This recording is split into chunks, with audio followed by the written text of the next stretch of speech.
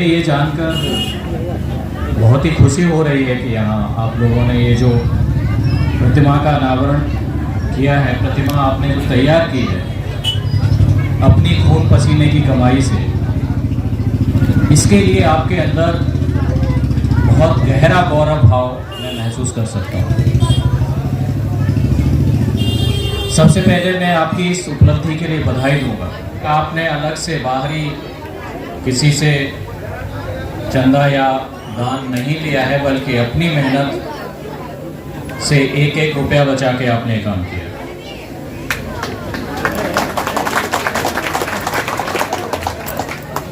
मैं आपको पहले ही स्पष्ट कर देना चाहता हूं कि मैं मूर्तियों में खुद विश्वास नहीं रखता,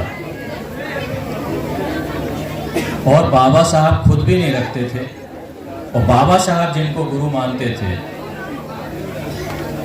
तथागत बुद्ध, उन्होंने भी सबको मना किया हुआ था कि कोई मेरे लिए, मेरे पीछे, मेरी बातों भर पे न जाए, बल्कि अपना रास्ता खुद देखे। मैं एक मार्गदाता हूँ, मार्गदर्शक। मैंने अपनी समझ से बनने, मार्गदर्शन करने की कोशिश की है, लेकिन अपदीपो भव काफ़ी प्रसिद्ध है उनका, ये भंते साहब इसकी पुष्टि करेंगे। तो मूर्तियां मसले का हल नहीं होती, लेकिन फिर भी मैं मूर्ति पूजक नहीं हूँ, मूर्तियों का समर्थन मैं नहीं करता। बहुत वर्ष हो गए जब से मैंने मूर्तियों से, मैं इन चीज़ों से बाहर आ चुका हूँ, लेकिन फिर भी मैं क्यों आता हूँ बाबा साहब की मूर्ति के अनावरण से संबंधित कार्यक्रम हूँ। इसके पीछे एक कारण, एक बहुत बड़ी विद्वान है इस देश की, जो अपने जाति वर्ग हितों से अलग हटकर न्याय की बात करती रही है, और इसके कारण एक बार उन्हें जेल भी जाना पड़ा था, क्योंकि लोगों ने कह दिया था कि सुप्रीम कोर्ट के फलां आदेश पर इन्होंने टिप्पणी कर दी। तो हम लोगों ने उन्हें सुप्रीम कोर्ट के आदेश की अवमानना के अपराध में उन्हें जेल भी जाना पड़ा था। अरुंधति रॉय, डॉक्टर अरुंधति रॉय। बच्चियां ध्यान से नाम सुन लें। हमारे देश से बुकर पुरस्कार साहित्य के लिए पहली बार उन्हें मिला था। उन्होंने कई साल पहले एक किताब लिखी थी, the doctor and the saint. उसका हिंदी अनुवाद यह है कि एक था डॉक्टर, एक था संत। ये डॉक्टर कौन था? ये डॉक्टर थे बाबा साहब डॉक्टर भीमराव अंबेडकर। और ये संत कौन था जिसके बारे में अरुंधति रॉय लिख रही थी?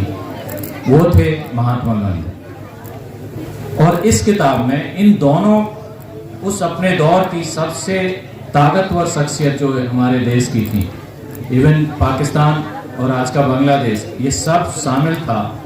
उस दौर में भी इस अविभाजित भारत की सबसे प्रसिद्ध शख्सियतें जो थीं, और दोनों के विचारों में बहुत भारी मतभेद था जाति को लेकर। तो उस पर अरुंधति रॉय ने वो किताब लिखी है। मैं चाहूँगा जो लोग पढ़ने के शौकीन हैं वो किताब जरूर पढ़ें। अंग्रेजी में उन्होंने लिखी थी, हिंदी में अनुवाद उसका आ गया है। एक था डॉक्टर, एक था संत नाम से राजकमल प्रकाशन ने पब्लिश किया है। बहुत मोटी नहीं है, इसलिए बहुत महंगी भी नहीं है, वो पढ़ने की कोशिश करें। उसमें उन्होंने कहा कि जो बाबा साहब की मूर्तियां हैं इस देश में लाखों की संख्या में, वो सिर्फ मूर्ति नहीं है।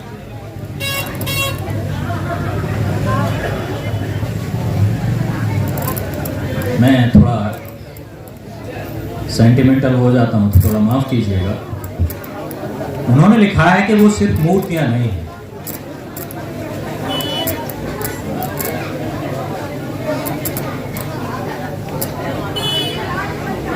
ये उन लोगों का जिनको इंसान तक नहीं समझा गया।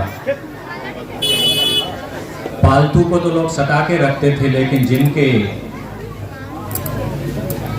छूने से या जिनकी आवाज सुनने से या इनकी छाया से लोग अपवित्र हो जाते थे, ऐसा बदसलूकी हजारों साल तक की गई। वैसे लोगों का एक दावा है इस जमीन पर, इस आसमान पर, उस हक पर जो उनसे सैकड़ों सालों से, हजारों सालों से छीन लिया गया था। और इस वजह से मैं बाबा साहब की मूर्तियों के अनावरण के कार्यक्रम में शामिल होता हूं कि वास्तव में ये अरुंधति रॉय, डॉक्टर अरुंधति रॉय के ये शब्द मेरे कान में गूंजते हैं कि ये सिर्फ मूर्तियां नहीं हैं, ये जिन लोगों के हक दूसरों ने छीन लिए, अत्याचार किया, उन लोगों का एक दावा है कि इस छोटी सी जमीन के टुकड़े पर, छोटे से आसमान पर, कि हम भी इस धरती के हैं, हम भी इंसान हैं, हमें भी इंसाफ चाहिए, हमें भी बराबर है।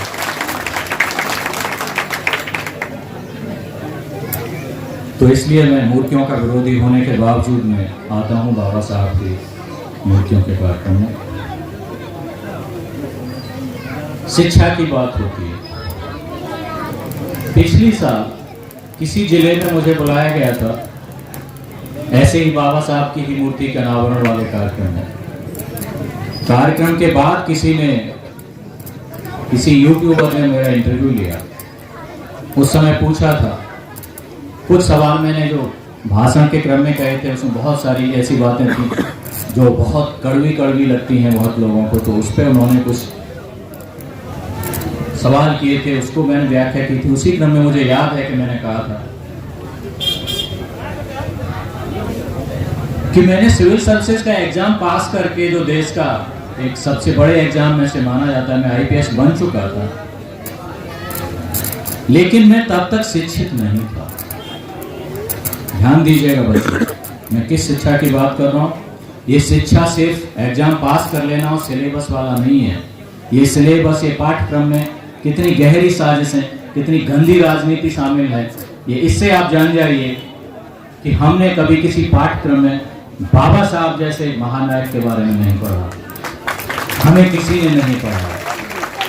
ये कौन सी शिक्षा हुई जिसमें बाबा साहब या उनके जैसे विचारक ज्योतिबा फुले या ऐसे इनमें से कोई भी नाम न हो और आप शिक्षित हो जाए। तो मैं शिक्षित नहीं था, मैं ग्रेजुएट था, पोस्ट ग्रेजुएट था, यूपीएससी का एग्जाम देके मैं आईपीएस बन चुका था, लेकिन मैं शिक्षित नहीं था। मैं कहता हूं शिक्षा का अर्थ वो है जो फुले साहब कहते थे कि सही को सही और गलत को गलत कहने की जो ताकत जब आपको मिल जाए तब तो आप समझना कि आप शिक्षित हैं। जिन लोगों ने न्याय के लिए जिंदगियां कुर्बान कर दी, वो हजारों लाखों ऐसे लोग जिनके हम नाम भी नहीं जानते, उनकी जिंदगियां चली गई। वो अत्याचार अन्याय से पीड़ित होकर या उससे जूझते हुए उसके खिलाफ, वो हमसे ज्यादा शिक्षित थे। तो बच्चों, शिक्षा का मतलब याद रखिएगा। मैं आपसे ये जरूर चाहूंगा कि कभी बाबा साहब की एनहाइलेशन ऑफ कास्ट, अंग्रेजी में वो लिखते थे और मराठी में कभी कभी लिखते थे, ये अंग्रेजी में उन्होंने लिखी थी, उसका हिंदी अनुवाद भी लोग उपलब्ध करा देंगे। जाति का विनाश या जाति का निर्मूलन, इस तरह से उनका अनुवाद आते हैं। बहुत मोटी किताब नहीं है, 100 के अंदर ही पेज हैं, 70-80 पेज ही होंगे, एक एवरेज साइज के पेज। उसको जरूर पढ़िएगा। और एक उससे भी चौथाई हिस्से की एक चीज है, एक हमारे देश में आजादी की लड़ाई में जो शहीद हो गए थे, उनमें शहीदों में इज्जत के साथ जिनका नाम लिया जाता है और उनको शहीद आजम भी प्यार से हम कहते हैं, 24 साल की उम्र में फांसी पर चढ़ गए थे शहीद आजम भगत सिंह। जेल में फांसी से बताया जाता है कि लगभग 1 सप्ताह पहले ही उन्होंने लिखी थी, जो छोटे से 12, 14, 15 पेज होंगे, मैं नास्तिक क्यों हूं। यहाँ इन्होंने मन संचालक ने उन्होंने कहा था कि वो नास्तिक हैं। तो वो नास्तिक हैं और जो नास्तिक होते हैं वो नास्तिक क्यों बनते हैं, मैं नास्तिक क्यों हूं,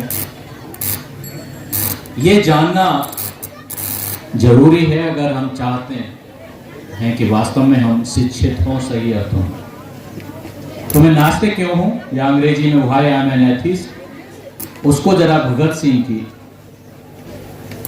जो बच्चा 24 साल की उम्र में तो इस देश और मानवता के लिए फांसी पर चढ़ चुका था, भूल गए, कुछ नहीं बचा, और उसको पता था कि मौत के बाद कुछ नहीं बचता है। ये सब पुनर्जन्म की कहानियां, विभिन्न धर्मों की कहानियां, ये सब नहीं है। तो उन्होंने शुरुआत ही वहीं से की है कि लोग मुझे कहते हैं कि तू ईश्वर को क्यों नहीं मानता है, मौत जब करीब आएगी तब तो ईश्वर को जरूर याद करेगा। तो उन्होंने लिखा कि वो मेरी जिंदगी की सबसे बुरी हार होगी अगर ऐसा हुआ तो। और ईश्वर को मैं क्यों नहीं मानता, तो उन्होंने शुरुआत ही की कि लोग कहते हैं मेरे आलोचक कि तू अहंकारी है। तो उन्होंने कहा बहुत खूबसूरत बात कि अहंकार किसके साथ किया जाता है, अहंकार, ईगो, गुरूर किसके साथ आप लगाते हो, जो अपने आपका कर जिसके आसपास हो। ईश्वर की जो संस्था बना रखी है वो तो इतनी विशाल है कि उससे कोई एक बंदा जो कुछ दिन में उसको फांसी लगाई जाने वाली है, वो उसके साथ क्या अहंकार करेगा, ईश्वर के साथ उसका क्या है। हम आसपास किसी से गुरूर कर सकते हैं, ईश्वर जैसी जो चीज बनाया हुआ है उससे साथ वो क्या अहंकार करे, वो तो इतनी बड़ी चीज आपने बना रखी है, एक नैरेटिव।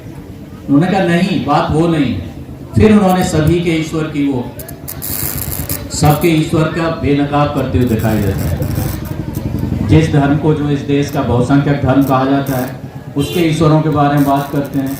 फिर इस देश का दूसरा बहुसंख्यक धर्म है उसके बारे में बात करते हैं। फिर उसके बाद दुनिया का सबसे बड़ा बहुसंख्यक धर्म है उसके बारे में बात करते हैं, और सब सिलसिलेवार तर्क के साथ बात करते हैं कि हमें इस ईश्वरों से क्या लेना देना है। हमारी ये जो अत्याचार है, क्या ईश्वर मानने भर से या ईश्वर की अस्तित्व पे विश्वास कर लेने भर से समस्याएं दूर हो जाती हैं, या हमें और आपको ही मिलकर समाज को बेहतर और ज़्यादा जीने लायक और ज़्यादा न्यायपूर्ण बनाना होता है।